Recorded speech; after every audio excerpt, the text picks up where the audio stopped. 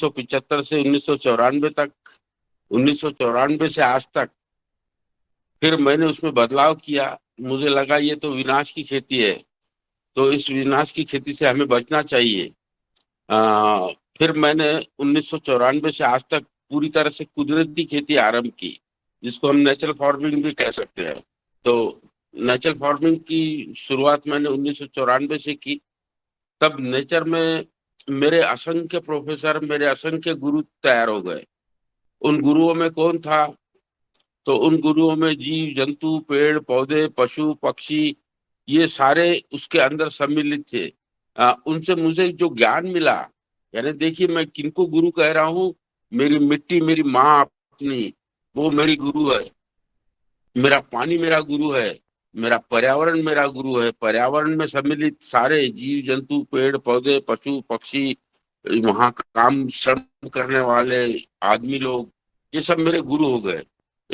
तो इन्होंने मुझे एक निर्माण का विज्ञान सिखाया कि निर्माण का विज्ञान क्या होता है। तब मुझे धीरे धीरे बात ये समझ में आई कि किसान के सामने जो समस्याएं हैं उनका निराकरण करके कृषि होने लगेगी, तो वो खुशहाली की ओर जाएगा।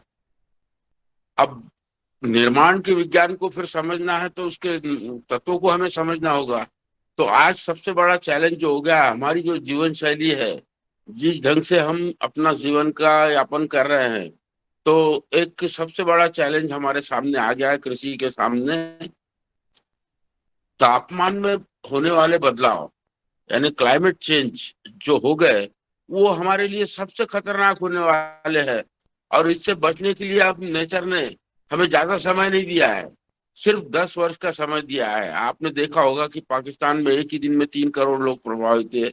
हमारे यहाँ बाढ़ की विभीषिकाएं आ रही है जगह जगह। हमारे यहाँ का तापमान जो है वो भी बढ़ रहा है। तो इनका सारा असर कृषि के व्यवसाय पे होने वाला है, क्योंकि इनका असर जीव जंतु जीवाणु सब पे होता है। तो उससे निसर्ग प्रभावित होता है, तो वो प्रभावित हुआ तो हम किसान भी प्रभावित होते हैं। तो इसके अनुरूप अब हमको ये जो चैलेंज हो रहे हैं क्लाइमेट चेंज के, इससे जूझना होगा। तो उसके अनुरूप हमको कृषि का ढांचा बनाना होगा। उसके अनुरूप ढांचा बनाएंगे तो ही हम शाश्वत खेती कर पाएंगे, नहीं तो नहीं कर पाएंगे। और इससे बचने के लिए सिर्फ 10 वर्ष का समय है हमारे पास। इसीलिए तुरंत बदलाव की अभी नितांत जरूरत है। अभी हमारे सामने जो समस्याएं हैं, पहली समस्या है क्लाइमेट चेंज, दूसरी समस्या है मिट्टी की उर्वरकता। मिट्टी की उर्वरकता को जब तक हम बढ़ाएंगे नहीं, तब तक हमें इसमें से रास्ते नहीं मिलेंगे। तो मिट्टी की उर्वरकता बढ़ाने का विज्ञान हमें समझना होगा। दूसरी बात, पानी हमारे जीवन का अहम, सारे सजीवों के लिए, इंसान के लिए नहीं, सारे सजीव, सारे सजीव होंगे तो नेचर बचेगा, तब क्लाइमेट चेंज का सॉल्यूशन भी मिलेगा। तो सारे सजीवों की जो जरूरत है, दूसरी जरूरत है पानी, और तीसरी जरूरत है हवा। तो ये मिट्टी पानी हवा, इसका पर्याय में अगर हम शब्दावली का उपयोग करें तो भोजन, कृषि का नाम है भोजन। कि जिस व्यवस्था में भोजन का निर्माण होता हो, वो व्यवस्था का नाम है कृषि। भोजन किसका? इंसान का नहीं, समस्त सजीवों का भोजन निर्माण होता हो, वो व्यवस्था जब विकसित होती है तो उसका नाम कृषि कहलाता है। दूसरा, जिस व्यवस्था में पानी निर्माण होता हो, बर्बाद होगा तो एक दिन हम बहुत बुरे दिन देखेंगे। तो पानी जिस व्यवस्था में निर्माण होता हो, वो व्यवस्था का नाम कृषि है। तीसरा, जिस व्यवस्था में पर्यावरण निर्माण होता हो, उस व्यवस्था का नाम कृषि है। तो ये तीन इसके अहम बिंदु है। ये तीन बिंदुओं से हम आने वाले क्लाइमेट चेंज का सॉल्यूशन ढूंढ पाएंगे। वो ढूंढ पाएंगे तो ही हम खुशहाली की ओर जाएंगे। इसीलिए अब दायित्व हो गया है हमको, जल जंगल जमीन, ये तीनों बचाना है। किसके सहयोग से? जन के सहयोग से। जन के सहयोग से ये बचेगा। तो जन का कर्तव्य क्या होता है? चौथा, जन का कर्तव्य होता है कि किसान जो कुछ भी काम कार्य कर रहा है, उसके श्रम का उचित मूल्यांकन जन के द्वारा होना चाहिए। अभी हम लोगों की मानसिकता ये बन गई है कि जितना सस्ते से सस्ता मिल सके उतनी उसमें हम आनंदित रहते हैं, कि सस्ते से सस्ता, चाहे किसान फिर डूब जाए। किसान डूब गया तो आप भी नहीं बच पाओगे। इसीलिए किसान का बचना जरूरी है। इसीलिए जन का भी सहयोग इसमें जरूरी है। कि किसान हमारे लिए भोजन पानी हवा का निर्माण करेगा तो हम बचेंगे, ये जन को समझने की भी जरूरत है। तो ये जन के लिए समझने की जरूरत है, यानी इसमें एक तरह से बाजार व्यवस्था जो है वो किसान के पालन के अनुरूप होनी चाहिए। किसान को लूटने वाली व्यवस्था होगी ना तो फिर हम अच्छे दिन नहीं देख पाएंगे। इसीलिए किसान को लूटने की व्यवस्था भी बंद होनी चाहिए, किसान को तारने वाली व्यवस्था होनी चाहिए, क्योंकि वो आपके लिए भोजन पानी हवा पैदा करेगा। तो अब ये भोजन पानी हवा बनेगा कैसे, इसके बहुत ही अहम बिंदु है कि इनको समझना भी हमारे लिए नितांत आवश्यक है। अब हम बात करते हैं कि जब भोजन पानी हवा इसका नाम कृषि है, तो सबसे पहले हम भोजन को लेते हैं कि इसका विज्ञान क्या है। भोजन का, भोजन का विज्ञान है, ये चार बातों पे केंद्रित होता है कि भोजन की साइकिल, यानी मैं इंसान की बात नहीं कर रहा, समस्त सजीवों के भोजन की साइकिल कैसे तैयार होगी। तो समस्त सजीवों के भोजन की साइकिल ये तैयार होगी गौपालन से। पहला इसका विज्ञान है, यानी भोजन यानी माँ, माँ का समृद्धि का विज्ञान है गौपालन। कि हमारे खेत में गौपालन होना बहुत जरूरी है, क्योंकि उसके बिना हम अपनी माँ को मजबूत नहीं बना पाएंगे। माँ को मजबूत बनाएंगे तो हम मजबूत बनेंगे। इसीलिए पहला विज्ञान है इसका गौपालन। गौपालन के लिए श्रम लगता है, तो वो श्रम का व्यवस्थापन का मूल्य चुकाने की तैयारी समाज की होनी चाहिए। दूसरा, बिना पेड़ों के हमारी माँ बलशाली नहीं हो सकती, तो खेतों को हमें पेड़ों से जोड़ना होगा। तीसरा है, हमें खेतों में पक्षियों की चहचहाट लानी होगी। चौथा, हमको बायोमास यानी जो अवशेष होते हैं वो अवशेषों को उपयोग करने की स्किल हमारे अंदर आना बहुत जरूरी है। वो आ जाएगी तो हम खुशहाली की ओर जाएंगे, हम अपनी जमीन की उर्वरकता भी बढ़ा पाएंगे। अब ये चार बिंदु अत्यंत महत्वपूर्ण है हमारे माँ को बलशाली बनाने के लिए। अब ये चार बिंदुओं का हम थोड़ा सा साइंटिफिक समझेंगे कि इसको कैसे इसका उपयोग किया जा सकता है। तो हम लोगों ने गौपालन किया। गौपालन में हम लोगों ने खास ये किया कि भाई उसको मुक्त रखा जाए, यानी हम जंगल में नहीं भेजेंगे लेकिन अपने खेत में भी होगी तो वो मुक्त होगी। तो मुक्त संचार का व्यवस्था किया, उसको कहते हैं मुक्त संचार गोठा प्रणाली। तो हम लोगों ने मुक्त संचार गोठा प्रणाली का निर्माण किया। उसमें लाभ ये हुआ कि उसको क्षेत्र कितना दिया, तो कुल भूमि हमारी जो भी है, चाहे 1 एकड़ हो, चाहे 10 एकड़ हो, चाहे 50 एकड़ हो, चाहे 100 एकड़ हो, 2% जमीन हमें मुक्त संचार के लिए देनी होगी। तो हमको 2% जमीन में गौपालन होना जरूरी है। तो उससे लाभ क्या होगा, हम मुक्त संचार करेंगे तो हमारी गायों का पूरा दिन का गोबर हमें मिलेगा, पूरे दिन का गोमूत्र हमें मिलेगा उसका। तो ये गोबर गोमूत्र को फिर हम वैल्यू एडेड करेंगे। लेकिन अब ये गोबर गोमूत्र मिला, मुक्त संचार है, तो उसमें ऐसी व्यवस्था होती है कि आपने एक बार चारा डाल दिया तो दिन भर चारा डालने की जरूरत नहीं, कि एक गाय को कितना चारा लगता है उसके अनुपात में उसके खाने की व्यवस्था वहां पे कर दी जाए। बाजू में पीने के पानी का टैंक हो तो दिन भर आपको पानी पिलाने की जरूरत नहीं। इसका गोबर नहीं उठाया जाता। मुक्त संचार में जहां गोबर पड़ा होता है वो गोबर 6 महीने में एक ही बार उठाया जाता है। तो आपको रोज गोबर झाड़ने की, गोबर जमा करने की ये दिक्कतों से आपको मुक्तता मिल जाती है। वो गोबर जैसे जैसे जमीन पे फैलता है उसका गोमूत्र भी उसी के ऊपर गिरते जाता है। इस तरह से गोबर गोमूत्र युक्त हमें उसमें उत्तम खाद मिलता है। तो ये हो गई एक बात कि हमें मुक्त संचार के विज्ञान को समझना होगा। दूसरी बात, जब ये बन जाते हैं तो हमें एक गोपाल भाई सुतारिया जी ने गो कृपा अमृत बनाया है। तो वो गो कृपा अमृत हर किसान के खेत में होना चाहिए। हर किसान के, बड़ा मुफ्त का काम है ये। जैसे हम दही में दूध में जावन लगाते हैं दही का, और वो फिर दही बन जाता है, तो एक बार दही बन गया तो हमेशा के लिए वो जामन काम आता है। वैसे ही गो कृपा अमृत का एक बार हमने खेत में बना लिया तो उसके जामन से हम चाहे जितना गो कृपा अमृत बना सकते हैं। तो ये गो कृपा अमृत हमें पहले शर्त है कि हमें ये बनाना होगा अपने खेत में। तो इसके उपयोग से हम काफी आगे खुशहाली की ओर जाएंगे। तो गो कृपा अमृत बनाने का तरीका ये है कि 100 लीटर पानी में 2 लीटर गो कृपा अमृत एक बार लाके आपको डाल देना है। 2 लीटर गो कृपा अमृत डाल दिया तो उसमें 2 किलो गुड़ डालना है। कौन सा गुड़, जहर वाला नहीं, ऑर्गेनिक गुड़ डालना है इसमें। और साथ में ही 2 किलो छाछ, 2 लीटर छाछ जो गाय के दूध से बनी है, देसी गाय के दूध से बनी है, ऐसी छाछ हमको 2 लीटर चाहिए। 2 लीटर उसमें छाछ डाल दिया, और उसमें फिर उसके बाद में पानी इतना डाल दिया कि 100 लीटर की टंकी भर जाए पूरी। 7 दिन में आपका ये तैयार हो जाता है। इस तरह से पहला तो काम हमको गोकृपामृत का तैयार निर्माण करना है। ये जगह जगह व्यवस्था हो चुकी है कि मुफ्त में आपको वितरण हो रहा है, मुफ्त में ये मिल जाता है। आप पता कीजिए, आसानी से अब उपलब्ध होने लग जाएगा। तो ये गोकृपामृत बन गया। दूसरा खाद हमें फिर बनाना है अलौकिक खाद। यानी हम जो गोबर खाद है उसको सीधा इस्तेमाल न करते हुए, उसका नाम है अलौकिक खाद। तो सीधा इस्तेमाल न करते हुए हम लोग इसको, एक ट्रॉली को, मैं एक ट्रॉली का प्रमाण बताता हूँ, फिर आप इस्तेमाल कीजिए 3 ट्रॉली से 4 ट्रॉली तक 1 एकड़ में शुरुआती दौर में। शुरुआती पहले वर्ष से अच्छी उपज लेना है तो आपको 3 से 4 ट्रॉली इसका इस्तेमाल करना होगा। तो ये 3 से 4 ट्रॉली करना है आपको, तो मैं इसको एक ट्रॉली में कितना, इसमें क्या क्या साहित्य डाला जाता है वो बताता हूँ। इसमें 5 लीटर गोकृपा अमृत छिड़का जाता है ऊपर से, और फिर 4 किलो गुड़, उसका पानी बना के, वो पानी हम उसका पूरा एक ट्रॉली गोबर खाद के ऊपर इस तरह से डाले कि पूरे इस पे छिड़काव हो जाए इसका। तो 4 किलो गुड़ में 10 लीटर पानी डाला, और 10 लीटर में उसको घोल कर लिया, और वो 10 लीटर का घोल पूरे हमने अपने खाद के ढीक पे डाल दिया। मैं आपको एक ट्रॉली का बता रहा हूँ, आप एक साथ मुफ्त में 50 ट्रॉली भी तैयार कर सकते हो इसको। आप 100 ट्रॉली भी कर सकते हो, आप 20 ट्रॉली भी कर सकते हो, लेकिन एक ट्रॉली में इसका प्रमाण जो है वो ही हमको बाकी के इसमें इस्तेमाल करना होगा।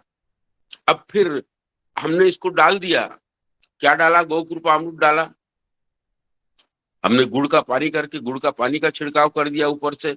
बाद में इतना सादा पानी मारना है कि वो गहराई तक गीला हो जाए, क्योंकि गोकृपा का और गुड़ का अंश ये नीचे तक पहुंच जाए उसके। तो आपका ये इस तरह से पहले दिन का प्रोसेस हो गया।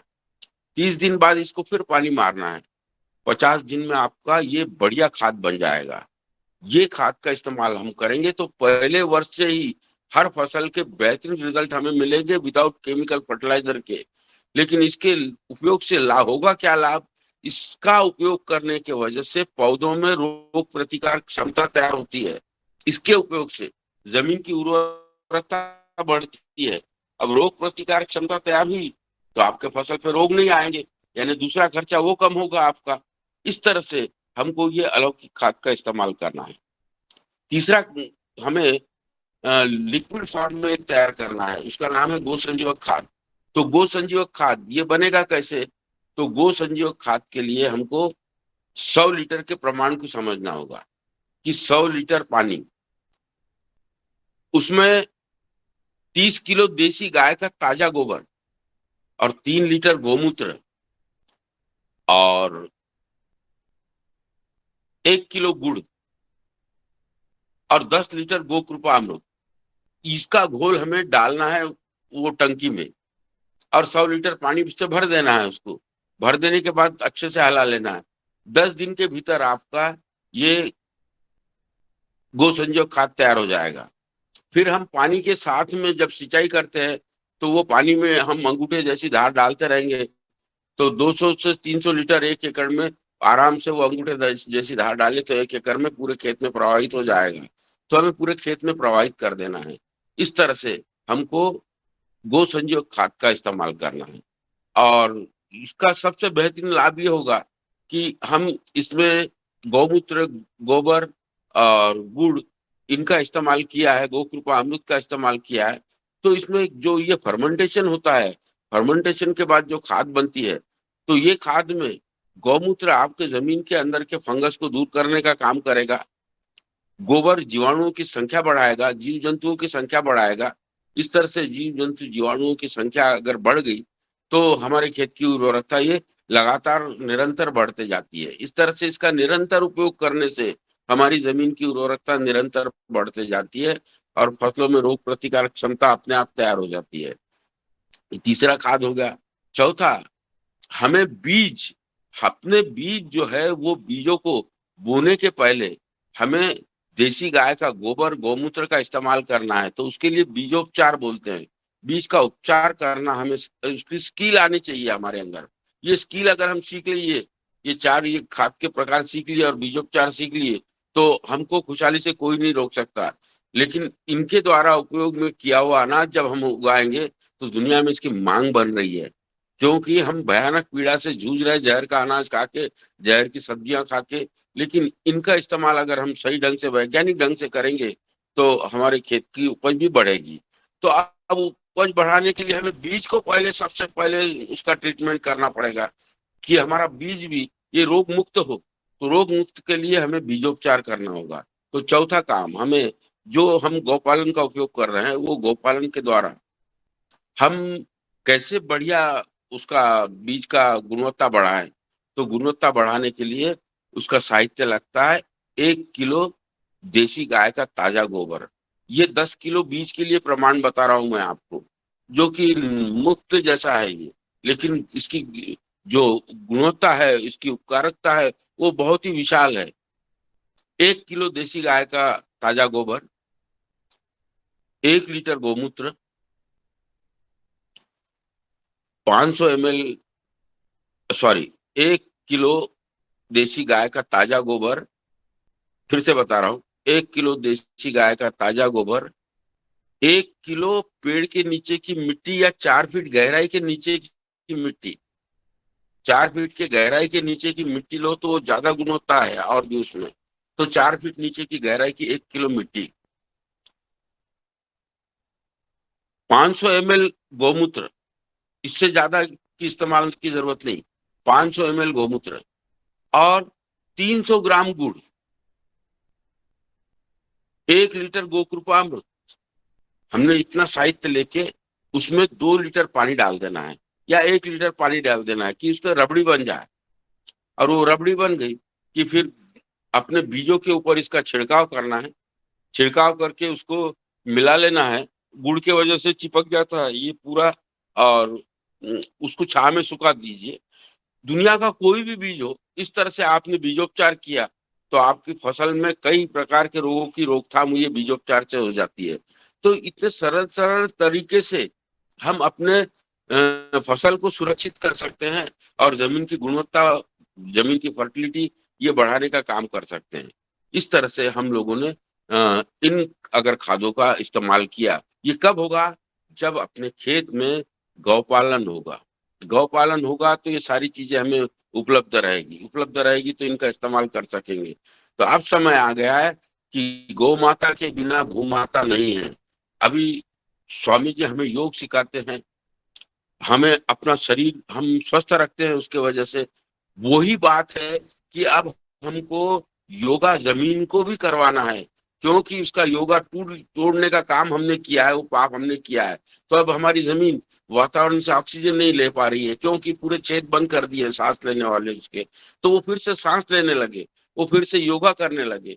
तो हमको इन साहित्यों का, अब ये सांस लेने के लिए फिर उसको हवा लगेगी, तो हमें दूसरा पहलू है वो समझना होगा कि पेड़ों को खेतों को पेड़ों से जोड़ना होगा।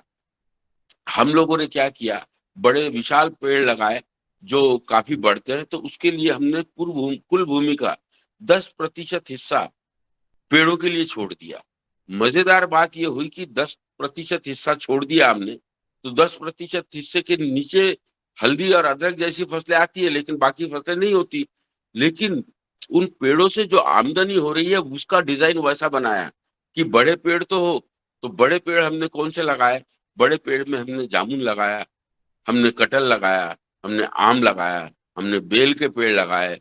इस तरह से जो फल देने वाले पेड़ है उनकी दूरी 50-50 फीट रखी, और हर 200 से 250-250 फीट के ऊपर एक एक कतार बना दी। वो पूर्व पश्चिम कतारें बनाई। तो हमने करीब 16 एकड़ में 500 पेड़ लगाए। अब 500 पेड़ लगाने के बाद पूरा खेत झक गया क्या? नहीं।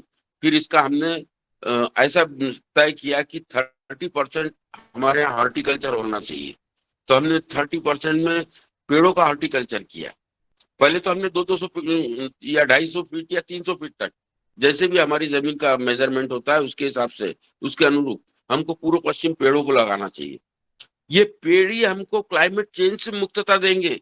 ये पेड़ हमारे जमीन को जो ऑक्सीजन लगता है, जो हवा लगती है उसको योगा करने के लिए, वो हवा का संचार होगा हमारे जमीन में, तो हमारी जमीन अच्छे से योगा कर पाएगी। इसीलिए हमको पेड़ों का निर्माण करना होगा अपने खेत में। इसके लिए मेहनत लगती है, पेड़ों को बच्चे जैसा पालना होता है। तो इसके श्रम का मूल्यांकन समाज को करने की अब जरूरत है कि समाज ने इस तरह के श्रम का मूल्यांकन करना चाहिए कि किसान की उपज को उचित श्रम मूल्य देकर हमें खरीदने की आदत डालनी चाहिए। उसमें महंगा नहीं सोचना चाहिए, लेकिन हम इतना भी महंगा नहीं चाहेंगे कि जो अपनी हैसियत से ज्यादा हो, उचित मूल्य मिले, उसका लूट मार ना हो, ये हम चाहते हैं। वो उचित मूल्य को ठहराया जा सकता है।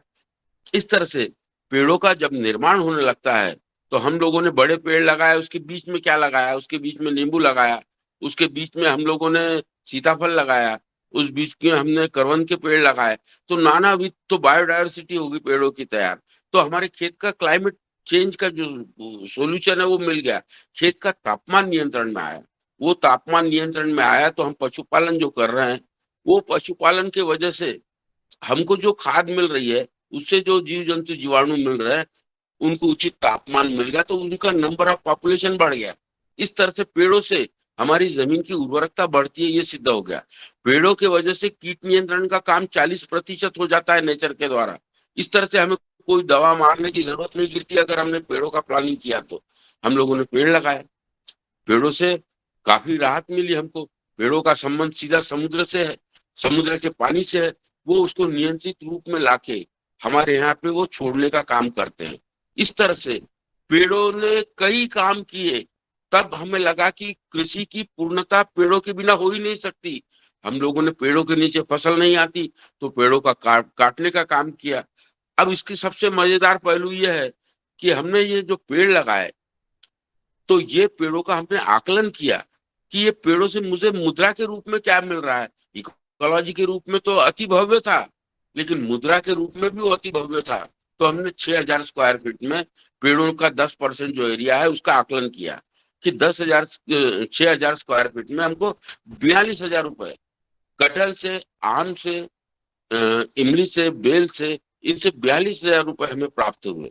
और जब 42,000 रुपए प्राप्त हुए, तब मैंने उसका गणित देखा कि 6,000 रुपए, 6,000 स्क्वायर फीट में 42,000 मिल रहे हैं, तो एक गुंठे का होता है 1,000 एको 9 यानी करीब 6 गुंठे जमीन होगी।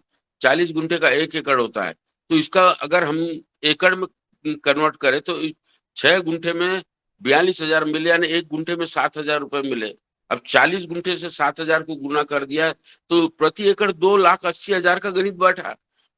तब तो मुझे बहुत आश्चर्य हुआ कि अरे भाई, मैं ये जो पेड़ लगा रहा हूँ ये तो मुझे खेत से ज्यादा इनकम दे रहे हैं। तो पेड़ों की स्किल हमको समझनी होगी। पेड़ों की स्किल, पेड़ आपको पैसा भी देंगे, आपके खेत को सुरक्षित भी करेंगे और पर्यावरण बढ़ाने का भी काम करेंगे। इसीलिए पेड़ों की अहम भूमिका है।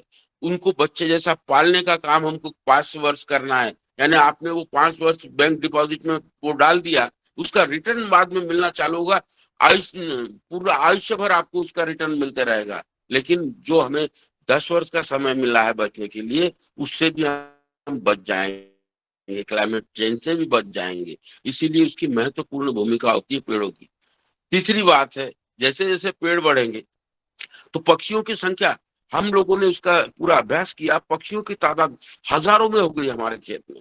अब वो उनको हम कोई किसी प्रकार का कीट नियंत्रण करते नहीं, किसी भी प्रकार का जहर का इस्तेमाल करते नहीं।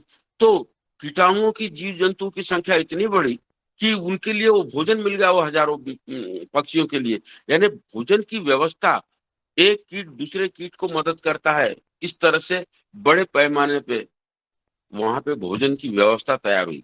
वो कीटों ने भोजन किया, उनका पेट भर गया, तो उन्होंने विष्ठा डालने आरंभ कर दी। तो हजारों पक्षियों की विष्ठा 365 दिन जब जमीन पर गिरता है तो न दिखने वाला खाद्य तैयार होना चालू हो जाता है।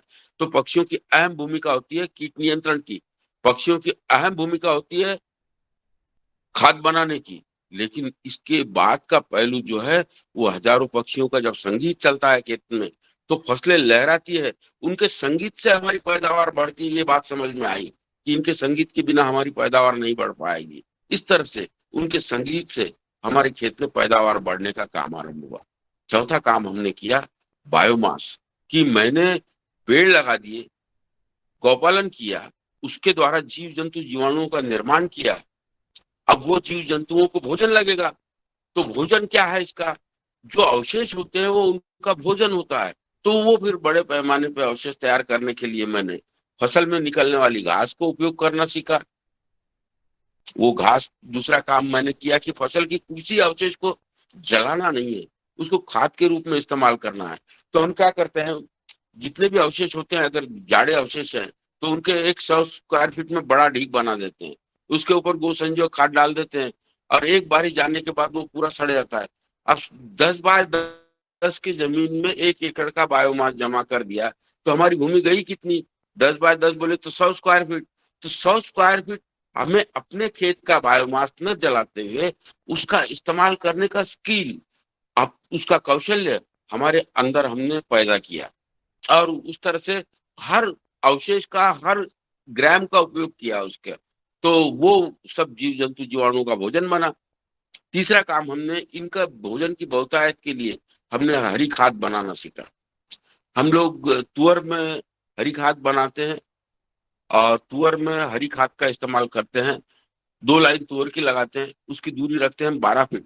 तुअर से मुझे कितना मिलेगा ये जरूरत, ये सोचा नहीं, तुअर के माध्यम से हम फसल भी ले पाएंगे और हरी खाद भी ले पाएंगे। तो इसको किस किस के साथ ले सकते हैं, गन्ने के साथ ले सकते हैं हरी खाद को, उसका अंतर बढ़ा दीजिए, गन्ने का तुअर का अंतर बढ़ा दीजिए, कपास का अंतर बढ़ा दीजिए, और कपास में भी हम इसको इस्तेमाल कर सकते हैं। इस तरह से हम लोगों ने कपास में, तुअर में, गन्ने में, सब में हरी खाद देना आरंभ किया। तो 12 फीट की दूरी हमने 2 लाइन बनाई अरहर की, और उसके बीच में हरी खाद दी। तो वो हरी खाद को 50 दिन के बाद हमने उसको काट के मल्चिंग कर दिया। मल्चिंग किया, हमने ग्रीन मेन्योर लगाया, तो उसके लाभ कितने दिखे मुझे ग्रीन मेन्योर के, हाई डेंसिटी हो गई, तो बहने वाला पानी उसको रुकावट हो गई, रुक गया तो वो जमीन में जाने लगा, यानी दौड़ने वाला पानी ये रुकना सीख गया, रुकने वाला पानी बैठना सीख गया, बैठ के जमीन के अंदर जाना सीख गया। इस तरह से दौड़ने वाले पानी को चलना सिखाया, चलने वाले पानी को जमीन में बैठना सिखाया। इस तरह से हरी खाद ने इतना बढ़िया काम किया पानी का। तो हरी खाद ने काम किया सॉइल फर्टिलिटी का, हरी खाद ने काम किया जमीन के अंदर के कुट्टावधि जीव जंतु जीवाणु है उनको भोजन मिलना आरंभ हो गया। इस तरह से बायोमास से हमने अपनी जमीन की उर्वरकता को बढ़ाने का काम किया। दूसरा काम किया, जब ये काम हो गया तो मैंने कहा कि सारे समस्त सजीवों की जरूरत है भोजन, पानी, हवा। तो ये जो 4 बिंदु है, ये भोजन की भी व्यवस्था है, ये पानी की भी व्यवस्था है, और ये साथ में ही पर्यावरण की भी व्यवस्था है। तो अपनी भारतीय संस्कृति ये बोलती है कि इसी से हमारी धरती माँ योगा करती है। तो हमारी धरती माँ के योगा को रोकिए मत, उसको करने दीजिए, वो स्वस्थ रहेंगी तो हम मस्त रहेंगे, हम स्वस्थ रहेंगे। इसीलिए उनको बचाना, इनको सबको समझ के, इनका विज्ञान समझ के वो कौशल्य अपने अंदर तैयार करना है। तो हमने पहले तो भूमाता को बलशाली कैसे बनाए, वो कैसे बलशाली होकर हमें कैसा रिटर्न देती है ये बात समझी। लेकिन दूसरी बात, पानी, पानी को सहेजने के लिए हमने अपने कुल भूमि का 3% हिस्सा दे दिया कि नहीं ये तो मेरे माँ का अधिकार है, सारी जमीन पे मेरा अधिकार नहीं है। मेरे जमीन पे 2% गौपालन का अधिकार है, वो गौ का अधिकार है,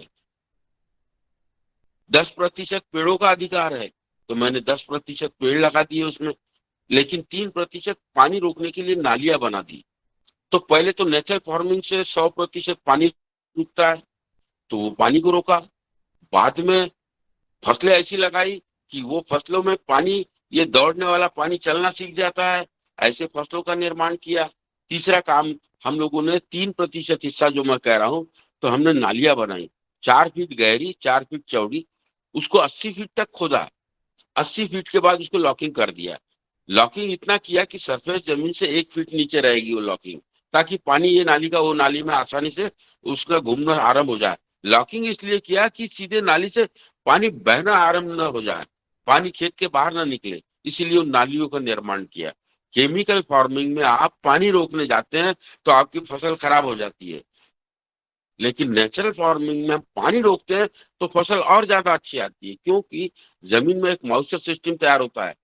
वो मॉइस्चर सिस्टम ही हमारे खेत के असंख्य जीव जंतु जीवाणुओं का उनको बलशाली बनाने में मदद करते हैं।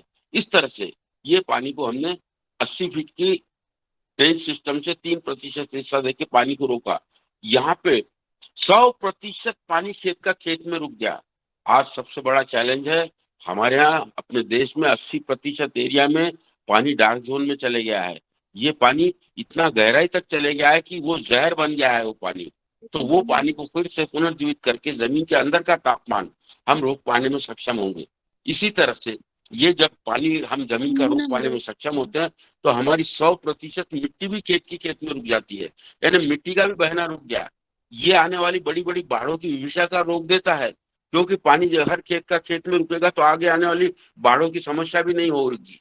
इस तरह से ये कई काम ये पानी करता है। इस तरह से हमने मिट्टी और पानी, ये दो महत्वपूर्ण बिंदुओं के साथ में अपने कृषि को एक सुंदर आयाम दिया, जिसके वजह से हम बहुत आनंद के साथ खेती करते हैं। आनंद के साथ खेती ही नहीं करते, इसके विज्ञान को समझा कि पानी ये कितना है। तो 1 सेंटीमीटर पानी 1 हेक्टेयर जमीन पे गिरता है तो उसका मेजरमेंट होता है 1 लाख लीटर। हमारे यहाँ 100 सेंटीमीटर बारिश होती है, इसका मतलब 1 करोड़ लीटर पानी हम रोकते हैं। पूरा हमारा 7 हेक्टेयर का खेत है, 7 हेक्टेयर में हम 7 करोड़ लीटर पानी रोकते हैं। कैसा पानी है ये पानी अनेक मिनरल्स लेके जमीन के अंदर गया है। इसका जब हम उपयोग करते हैं पीने के लिए तो बिस्लरी के वाटर से पानी से भी ज्यादा उपयुक्त पानी ये होता है। इस तरह से हमें ये पानी बनाना होगा तो हम अपनी खेती को सुरक्षित कर पाएंगे। तीसरा, बीजों के विज्ञान को समझना होगा, हमको फसलों के चक्र को समझना होगा। एक सीमित समय में सब ये बात नहीं हो पाती। फसलों के चक्र को समझना पड़ेगा, श्रम शास्त्र को समझना पड़ेगा, साथ में ही मार्केटिंग को समझना पड़ेगा। मार्केटिंग के लिए हमें समूह बनाने होंगे, समूह के द्वारा हम अपने माल का उपज का जो श्रम मूल्य लगा है उसका निर्धारण हम करें। अब कोई सरकार नहीं करेगी, हम करेंगे और अपनी शर्तों के साथ उसको बाजार में उतारेंगे। तो हमें संगठन बनाना होगा किसानों का। इस तरह से हम लोग अगर जाएंगे तो हमें खुशहाली से कोई रोक नहीं सकता, नेचर को विकसित करने से कोई नहीं रोक सकता, क्लाइमेट चेंज के सोल्यूशन को भी हम ढूंढ पाएंगे। ये सब अगर करते हैं तो वाकई में हम एक तरह से पूरी धरती माँ की सेवा कर रहे हैं। और सारे एक तरह से पूरे प्रभु की भक्ति अगर किसी में है तो हम धरती माता की सेवा करने में ही सारे प्रभु की भक्ति है।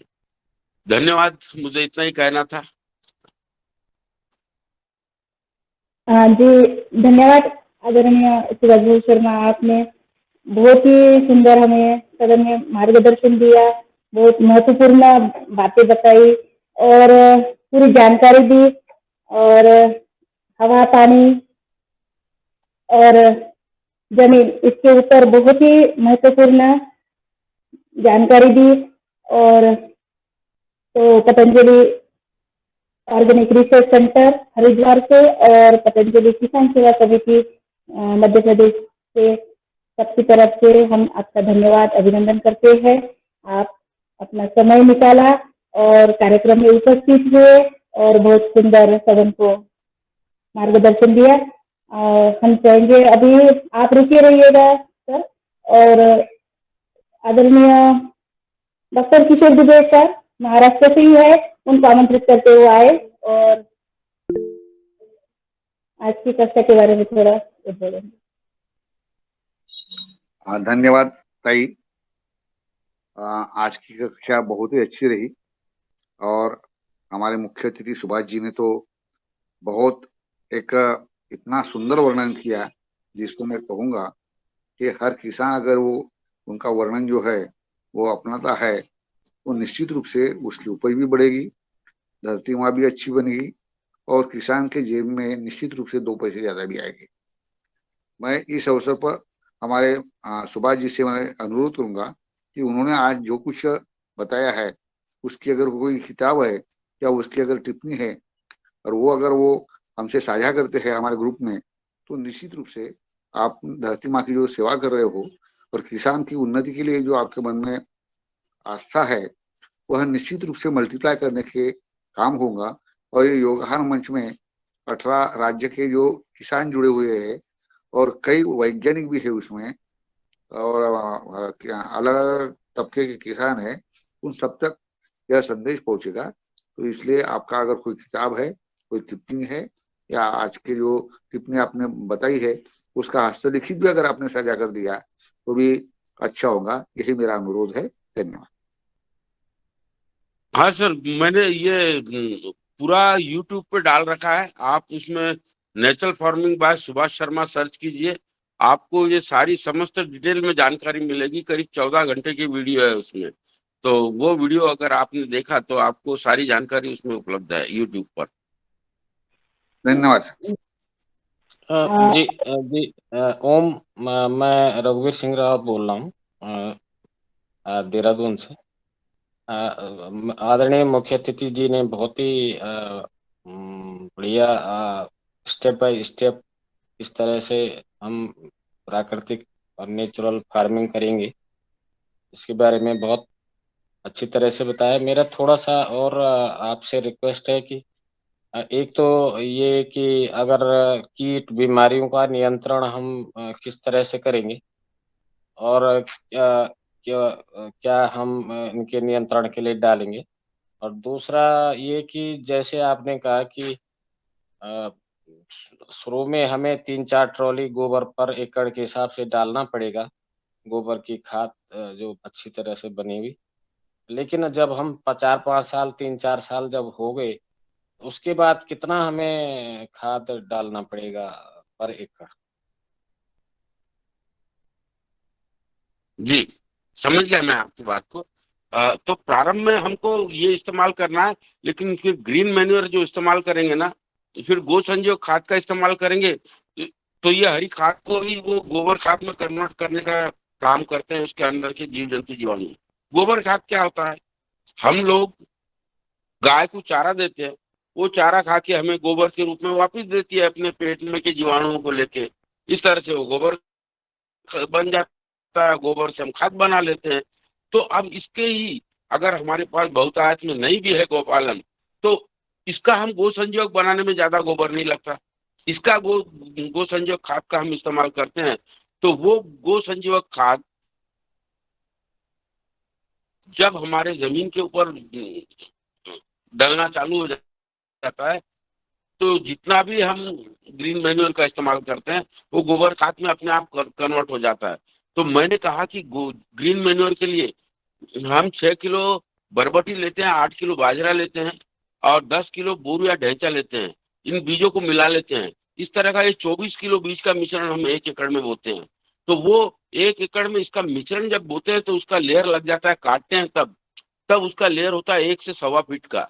वो 1 से 1.25 फीट का लेयर, इसका मतलब आपके खेत में ग्रीन मैन्योर ने 10 ट्राली गोबर खाद के बराबर खाद बना दी है। तब आपकी जमीन की उर्वरकता बहुत तेजी से बढ़ती है। अब दूसरा, आपने कीट नियंत्रण के बारे में बोला, तो कीट नियंत्रण हम एकदम प्राकृतिक तरीके से सहजता से करें। गर्मियों में मई जून हो तो हम फसलों में छाछ का ड्रेंचिंग करें, छाछ का स्प्रे करें। तो हमको जैसा उपयुक्त है अपने शरीर के लिए, वैसे वनस्पति के लिए छाछ गर्मियों में अक्टूबर हीट बोलते हैं, अक्टूबर हीट में छाछ का प्रयोग करें। दूसरा, हमारे फसलों में रस चूसने वाले कीड़े या और कोई अन्य जाति के कीड़े हैं, उसके लिए सिंपल हमको खाद सिंपल दवा बनानी है नेचुरल तरीके से। तो हमें क्या करना है, 4 फीट के गहराई के नीचे की मिट्टी 10 किलो लेनी है। 10 किलो मिट्टी में आधा लीटर अरंडी का तेल डालना है। आधा लीटर अरंडी का तेल डाल के उसको इस तरह से मसल लीजिए कि पूरा वो मिट्टी शोषण कर ले वो तेल को। बाद में ये मिट्टी और पानी जो है वो हमको एक टैंक में डाल देना है। 2 टैंक होगा 200 लीटर का, 200 लीटर के टैंक में उसको अच्छे से घोल लीजिए। लेकिन आपके यहाँ कुछ अधिक आपको लगता है कि मेरे फसलों में अधिक रोग की मात्रा है, तो इसमें आधा लीटर आप नीम का तेल भी इस्तेमाल कर सकते हैं, वो मिट्टी में ही डाल के। इस तरह से आपने ये घोल 200 लीटर पानी में डाला तो आप यकीन मानिए कि किसी भी प्रकार का रस चूसने वाले कीड़ों से आपको मुक्तता मिल जाएगी। तो कितना सिंपल है तरीका, कितने सस्ते में और कितना अच्छा प्राकृतिक, किसी भी मानव के लिए हानिकारक नहीं है वो, लेकिन क्यों वो रस चूसने वाले कीड़े नियंत्रण में आते हैं? उसका कारण यह है कि वो मिट्टी का अंश जरा भी उसके गले में अटक गया, क्योंकि जब पेड़ को या फसल को खाना चालू करती है वो, तो वो मिट्टी का अंश उसके गले में अटक जाता है, गले में अटक गया कि उसका नियंत्रण हो जाता है, तेल से वो चिपक जाते हैं, सफेद मक्खी जैसे पके तेल का उपकरण रहने से चिपक के उस जगह पे रुक जाता है उनका बाढ़ होना। इस तरह से हम सरलता से इनका इस्तेमाल करके, इन्हीं का इस्तेमाल करके अपने यहाँ कीटों को रोकथाम कर सकते हैं।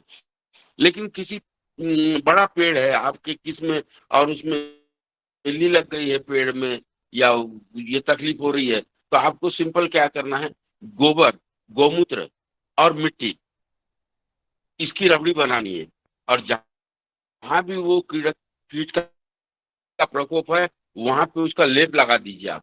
वो वहां पे उसको ऑक्सीजन मिलेगा नहीं, और वो गोबर मिट्टी और गौमूत्र के लेप से उसका फंगस भी नहीं आएगा वहां पे, और वो वहां का कीट समाप्त हो जाएगा। इस तरह से हम सिंपल सरल सरल तरीके से, अपने देसी तरीके से हमको ये सब करना है। ठीक है, आपका जवाब मिल गया? जी जी जी, बहुत बहुत बहुत बढ़िया आपने जवाब दिया। और आपने बताया जैसे कि आपने यूट्यूब वीडियो है, तो हम उसको भी देखेंगे तो और क्लियरिटी आ जाएगी। और अगर आशा करते हैं कि क्योंकि हम लोग कुछ किसानों की केस स्टडीज भी बना रहे थे, तो उसमें कितना प्रॉफिट होता है, क्या होता है थोड़ा फार्म का, तो उसको जब हम चाहते हैं कि आप 7 हेक्टेयर में खेती कर रहे हैं, तो एक थोड़ा सा लेखा जोखा उसका अ, अ, हम नोट करें, और इस केस स्टडी को हम सबको बताएं कि इस तरह से खेती होती है। तो आप से बाद में जब समय होगा शाम को या फुर्सत से क्या बात कर सकते हैं क्या? हाँ जी, रात में 8 से 10 के बीच में बात कर सकते हैं। दिन भर जी तो मैं जी व्यस्त रहता हूँ कामों में, जी तो जी, रात में आठ वहाँ से दस कोई के बीच में दिक्कत बात नहीं है, कर सकते 8-9 के बाद भी बात कर सकते हैं। जी। जी धन्यवाद। शिवाजी भाई, आप रुके रहिएगा 8 बजे तक। और आगे हम आदरणीय विनोद भट्ट सर से आमंत्रित करते, वो भी आए और वो भी कुछ मार्गदर्शन देने का कोशिश करें। आदरणीय विनोद भट्ट सर।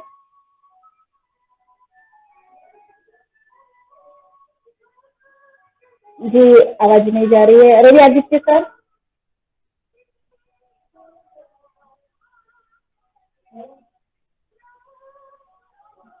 हेलो जी।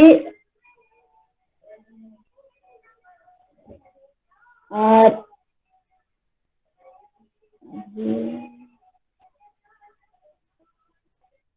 जी आदरणीय भुवनेश्वर है, आवाज आ रही है सर? जी जी जी जी, बहन आवाज आ रही है। जी रंजना जी भारती जी, आवाज आ रही है। अ, सबसे पहले तो मैं इस कार्यक्रम में उपस्थित सभी महानुभावों का हृदय से स्वागत करता हूँ, अभिनंदन करता हूँ। और साथ में आज के जो योग का क्लास था वो बहुत ही अच्छा रहा, और हमारे मुख्य अतिथि जी ने जो अपना अनुभव बताया, एक्चुअल में जो अनुभव होता है वही मुख्य बात होती है अपने खेती का, या कोई भी आप काम कर रहे हैं तो उसमें जो अनुभव होता है, क्योंकि ये अपने अनुभव के हिसाब से अपनी खेती कर रहे हैं। और जैसा कि उन्होंने बताया कि लाखों रुपया पर एकड़, 2 लाख से ऊपर पर एकड़ इनका प्रॉफिट, हार्टिकल्चर इंक्लूडेड क्रॉप लेकर के और ये कर रहे हैं, निश्चित रूप से ये सराहनीय बात है। और जितनी चीजें आपने बताया, निश्चित रूप से ये सब प्राकृतिक रूप से उपलब्ध है, और ये हम लोग को करने की जरूरत है। दिक्कत बस यही है कि लोग करते नहीं। अब जितना काम सर ने बताया है, सब में आपका मिट्टी गोबर हाथ में लगना है, दिन भर उसमें लगना पड़ेगा, तब जाकर के काम होगा। अब लोगों को बड़ा आसान लगता है कि थोड़ी सी पैकेट 20 ग्राम की पैकेट आया केमिकल का और 40 किलो सीड में उसको ऊपर से बिखेर दिया और फिर मिला करके छीट दिया, सीड ट्रीटमेंट हो गया। 1 बोरी 2 बोरी डीएपी डाल दिया, यूरिया डाल दिया। अब ये आदत जो है करते करते लोगों की खराब हो गई है।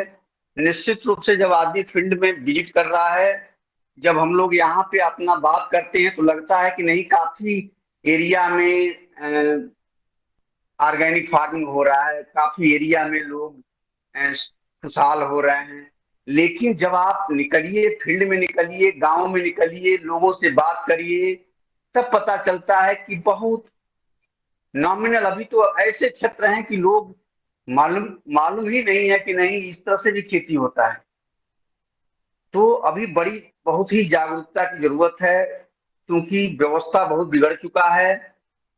सबसे बड़ी व्यवस्था तो ये बिगड़ा कि जितनी भी देसी गायें थी, खासतौर से मैं पूर्वी उत्तर प्रदेश की बात करूं, देखने के लिए देसी गाय नहीं है। 10-10 तो लोग गाय रखे हैं, लेकिन सब वो विदेशी नस्लें हैं, तो देसी गाय है नहीं। तो फिर वही बात है कि अगर देसी गाय नहीं है तो उन गायों के गोबर और उनका गौमूत्र जो है उतना असरदार नहीं है। तो ये चीजें जो है गवर्नमेंट धीरे धीरे करके, पहले प्राकृतिक खेती हुआ करता था, उसके बाद फिर रासायनिक खेती पर गवर्नमेंट ने किया। पहले देसी गाय हुआ करती थी, उसको धीरे धीरे नस्ल सुधार करके दूध बढ़ाने के लिए गवर्नमेंट ने ही सब प्लान बनाया और धीरे धीरे करके देसी गाय को खत्म किया। अब फिर जो है लगा कि नहीं, इससे हमारा काम नहीं चलेगा, तो फिर हम लोग पीछे लौट रहे हैं। हॉस्पिटल की बात यह है कि गांव में लोगों की बीमारियों की बात यह है कि अभी मैं 2-3 दिन से विजिट पे था, संयोग से अपने गांव में ही, और अगल बगल के गांव का भ्रमण किया। काफी लोग बीमार हैं, इतने बीमार हैं सब लोग। किसी से बात करिए तो सबसे पहले ये बता रहे हैं कि हाँ, हमारे परिवार में कितने लोग अस्वस्थ हैं, फला देते हॉस्पिटल में है, इनको ये प्रॉब्लम है, इनको ये प्रॉब्लम है। अवस्था वही 40-50-60, 40-50-60, इसी में सब लोग परेशान हैं। जितना भी कमा रहे हैं सब पैसा हॉस्पिटल में जा रहा है। हॉस्पिटल वाले भी थोड़ा सा बस कुछ भी प्रॉब्लम है, जाते समय अपना फीस, उसके बाद कुछ ऐसा जांच वगैरह लिख रहे हैं जिसमें 500-700-1000 रुपया जांच में भी उनको मिल जाए, दवा मिल जाए। मतलब परेशानी ही परेशानी है। मुख्य अतिथि सर ने जो खेती के बारे में बताया, बहुत ही सब वैज्ञानिक व्यवस्थाएं हैं। निश्चित रूप से जब आपकी खेत में जैविक हरी खाद का उन्होंने महत्व बताया, मैं भी बार बार कहता हूं, जो लोग हरी खाद केवल कुछ नहीं करते हैं, केमिकल खेती भी जो लोग करते हैं और साल में एक बार हरी खाद की व्यवस्था कर लेते हैं, सनई ढैंचा जो भी उनके पास है। सर ने बताया कि कई तरह की फसल, हरी खाद में जितने भी तरह के फसल है उसको एक साथ मिला करके 25 किलो सीड जो है 1 एकड़ में सीड दीजिए। अब वो और प्रभावी होता है। उसमें कई तरह की फसलें ऐसी हैं जिनका ड्यूरेशन थोड़ा सा अप डाउन होता है, तो वो उनका जो फर्मेंटेशन होता है वो भी थोड़ा सा, कोई जो है पहले हो जाता है, कोई थोड़ा बाद तक होता है, तो उसका ड्यूरेशन भी बढ़ जाता है। ये बिल्कुल रूप, ये जो है जैविक खेती में अब जितने भी काम ये रिसर्च हो रहे हैं, ये सब अब वैज्ञानिक विधि से होने लगे। इसका सब रीजन है। तो ये सारी चीजें हम लोगों को समझने की जरूरत है, और निश्चित रूप से जागरूकता तो बढ़ी रही है और सब लोग कुछ न कुछ करना शुरू कर दिए। बातचीत हो रहा है, सब लोग समझ भी रहे हैं। कल हमारा एक मुलाकात हो गया एक पेपर के चीफ ब्यूरो से, तो संयोग से मेरे वहां गए थे, उनसे मेरी बातचीत हुई, तो वो लगे पूछने की किस तरह से आपके वहां काम हो रहा है। तो मैंने बताया, तो बड़ा प्रभावित हुए, कहे कि वास्तव में इस देश के लिए स्वामी जी और आचार्य जी दोनों लोग जो है बहुत अच्छा काम कर रहे हैं, गवर्नमेंट से भी अच्छा काम कर रहे हैं। और खास तौर से ये जो लोगों की स्वास्थ्य और जमीन के स्वास्थ्य, माने किसानों से संबंधित इनका जितना भी काम है ये सब लोगों से संबंधित है। एक तो जितना इनका प्रोडक्ट है केवल फार्मर से संबंधित है, और मैंने भी काफी उनको ब्रीफ किया तो वो कहे कि निश्चित रूप से अगर कोई थोड़ा ठीक ठाक कोई प्रोजेक्ट वगैरह लेकर के आइए अपने इस क्षेत्र में, और फिर हम लोग भी पूरा मीडिया तंत्र भी इसमें जुड़ेंगे और काफी इसका प्रचार प्रसार करके इसको अपने क्षेत्र में भी यहाँ भी लागू किया जाए। तो जब किसी से बात किया जा रहा है, जो भी पढ़े लिखे लोग हैं निश्चित रूप से उनका सब लोग चिंतित कर रहे हैं, मनन कर रहे हैं, और सब लोग चाह रहे हैं कि नहीं इसमें सुधार हो। लेकिन फिर वही बातें हैं कि जब किसान की बात आ रही है, किसान अब कुछ किसान जो है इस साल उनकी फसल सूख गई धान की, बाद में जिन लोगों का थोड़ा ठीक ठाक था तो बाद में अब बारिश हो रहा है। अब जो है कुछ इतना बारिश हो गया कि अब जब फसलें थोड़ा सा बाली लटकने लगी तो अब उसमें पानी ज्यादा से ज्यादा भर गया। अब उनकी कटाई संभव नहीं है, अगर हवा आ जाएगा तो वो गिर जाएगा, जो ही गिर जाएगा तो वो धान उनकी मतलब खत्म हो जाएगा। तो इतना रिस्क, खेती में रिस्क भी है, हर तरह की अलग अलग व्यवस्थाएं हैं, कहीं वाटर लॉग एरिया है, कहीं थोड़ा ठीक ठाक एरिया है, जहाँ ठीक ठाक एरिया है वहां तो कोई दिक्कत नहीं है, आप बागवानी भी कर लीजिए, उसमें जो है इंटरक्रॉपिंग भी कर लीजिए, वो सारी चीजें कर लीजिए। तो हर क्षेत्र के हिसाब से अपनी व्यवस्था बनाना है और उसी व्यवस्था के हिसाब से अपना काम करना है, और सतत प्रक्रिया है खेती का, अपना करते रहिए, अपनी खोज करते रहिए, प्रयास करते रहिए। निश्चित रूप से जो इसमें लगा रहेगा वैज्ञानिकों से मिलता जुलता रहेगा, कुछ नहीं, अपने क्षेत्र के कृषि विज्ञान केंद्रों के वैज्ञानिकों से समय समय पर संपर्क करते रहिए, वहां 1 महीने में एक विजिट कर लिया करिए, उतना ही से आपका अंदर का जो आत्मचिंतन है वो बढ़ जाएगा और आप अपनी खेती में आगे बढ़ जाएंगे। तो धन्यवाद, मैं अपनी वाणी को यहीं पे विराम दूंगा। धन्यवाद सभी को। जी धन्यवाद आदरणीय भुवनेश्वर राय जी। और आगे हम आदरणीय पतंजलि किसान सेवा समिति मध्य प्रदेश से राज्य प्रभारी जी जुड़े हैं, उनको आमंत्रित करके वो भी आए और वो आज की कक्षा का आगे संचालन करें। धन्यवाद आदरणीय रंजना बहन जी। मैं आज के चीफ गेस्ट महोदय को बार बार नमन वंदन करता हूं। उन्होंने इतनी महत्वपूर्ण जानकारी सदन को दी, ये जानकारी जन जन तक पहुंचाने का हम सब प्रयास करें। उन्होंने हमें सदन को जानकारी दी, अब ये जानकारी हमको कन्वर्ट करना है जहां भी हम रहें। जैसा आदरणीय अभी भुवनेश्वर राय जी बता रहे थे कि हमको पत्रकार महोदय मिले, हमको पत्रकार महोदय मिलते हैं, हमको सोशल मीडिया वाले साथी मिलते हैं, हमको किसान मिलते हैं, हमको व्यापारी मिलते हैं, हमको धर्मगुरु, प्रवक्ता, भगवताचार्य मिलते हैं, खिलाड़ी मिलते हैं, हमें फिल्मी स्टार मिलते हैं, या हमें सामाजिक कार्यकर्ता मिलते हैं। तो हमें उनको सबको इस विषय के बारे में बताना है कि हम सबका कर्तव्य। अभी हम ये नहीं समझ रहे हैं, वो लोग समझते हैं कि किसान का काम है खेती करना, हमारा काम सिर्फ जो है बाजार से खरीद करके खाना है, और अगर परिवार में कोई बीमार हो जाता तो हमारा काम है सिर्फ परिवार का ध्यान रखना। अगर आपने सिर्फ परिवार तक निर्धारित रह गए तो ये परिवार और समाज और ये देश रसातल पे चला जाएगा, क्योंकि हम सब का भाई ये जिम्मेवारी, समाज का उत्थान करने की जिम्मेवारी आखिर किसकी है?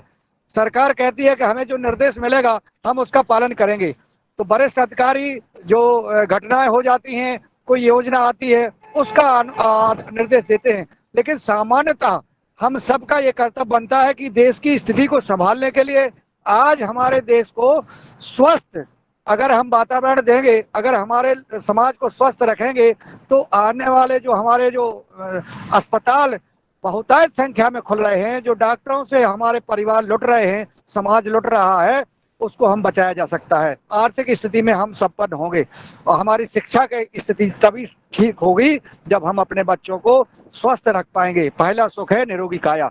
दूसरा, अगर हमें स्वस्थ रहना है तो हमें जैविक खेती अपनाना पड़ेगा, हमें स्वस्थ सात्विक आहार अपनाना पड़ेगा, तभी हम स्वस्थ रह पाएंगे।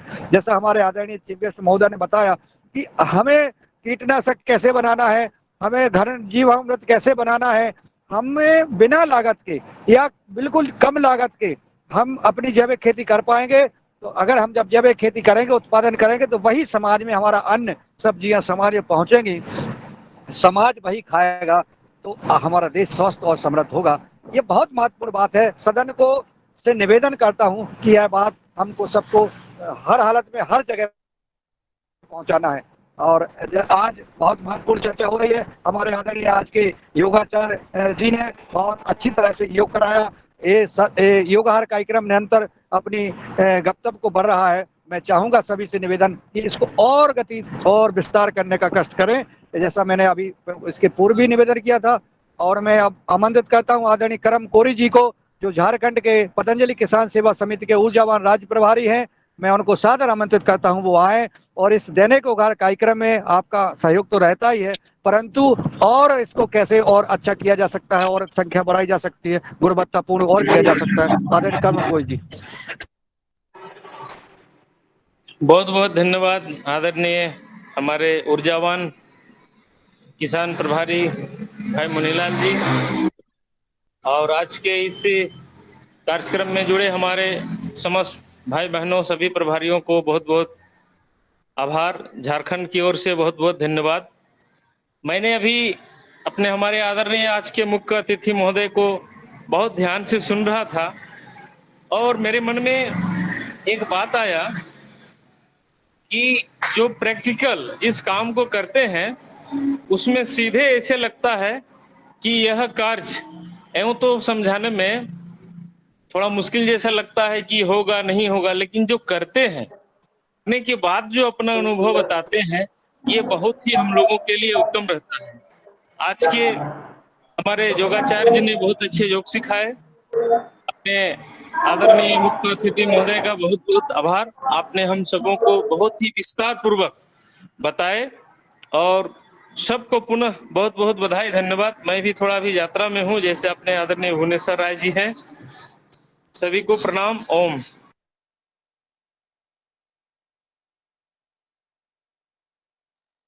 धन्यवाद आदरणीय करम कोरी जी। आपका कार्यक्रम देखता रहता हूँ, हमेशा प्रवास कर रहे हैं आप, राष्ट्र हित में समाज हित में लगे हुए हैं और आपको बहुत बहुत साधुवाद। आदरणीय हमारे साथ इस कार्यक्रम में डॉक्टर किशोर दुबे जी महाराष्ट्र से जुड़े हुए हैं। तो मैं जो उनको चाहूंगा कि वो भी अपना मार्गदर्शन देने का कष्ट करें, सुझाव देने का कष्ट करें। मुनीलाल जी, मैंने बात कर ली है, आप किसी और को बुलाओ। मुझे जरा बोलने में तकलीफ है, इसलिए मैं ज्यादा नहीं बोल पाऊंगा आज। जी धन्यवाद। जी जी जी जी जी जी मेरा एक थोड़ा सा एक और चीज मैं आदरणीय मुख्य अतिथि जी से जानना चाहता था। मैं रघुवीर सिंह रावत बोल रहा हूँ। जब अभी ये आजकल पितृपक्ष खत्म होने वाला है, तो जिस दिन शुरू हुआ था तो उस दिन बारिश हो गई थी, तो सभी कह रहे थे अब तो पूरा पितृपक्ष में बारिश हो रही है। हमारे यहाँ तो लगातार हो रही है। मुझे लगता है महाराष्ट्र में भी हो रही है और इसका जो फसल पे काफी एडवर्स इफेक्ट पड़ रहा है। बहुत ज्यादा बारिश। आदरणीय मुख्य अतिथि जी से मैं थोड़ा सा ये उनका अनुभव ये जानना चाहता हूँ कि जब विकट स्थिति आती है, बहुत ज्यादा सूखा पड़ जाता है या बहुत ज्यादा बारिश आ जाती है, तो हमारी ये जैविक फसलें उस स्थिति में जो अन्य फसलें जो अन्य जो हम केमिकल खेती कर रहे हैं उसके परिप्रेक्ष्य में कितना सक्षम होती है।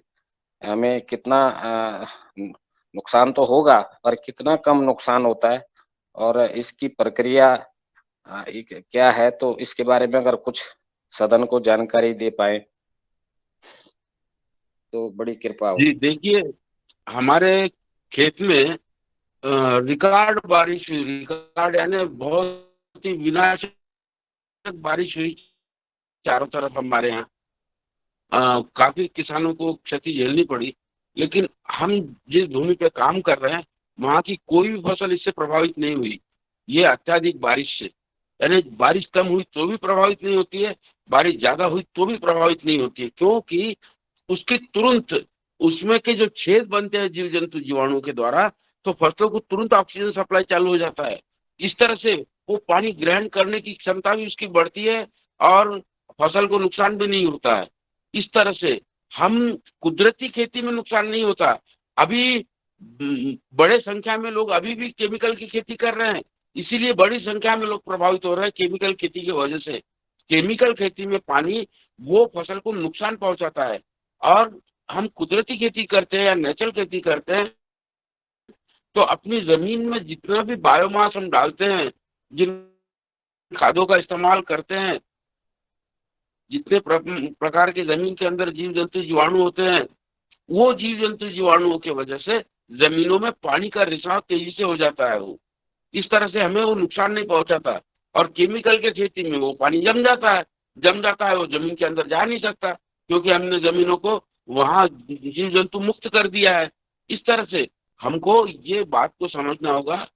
हमको सुंदर कुदरत ने एक उपहार दिया है श्रम का। श्रम करेंगे तो हम स्वस्थ रहेंगे। इसीलिए सब मेहनत के साथ ये विज्ञान को अपनाने का अगर कौशल करेंगे तो श्रम से हम तो बलशाली बनेंगे, श्रम से अपनी माँ को बलशाली बनाएंगे और ऐसे आने वाले विकराल स्वरूपों से हम जूझने के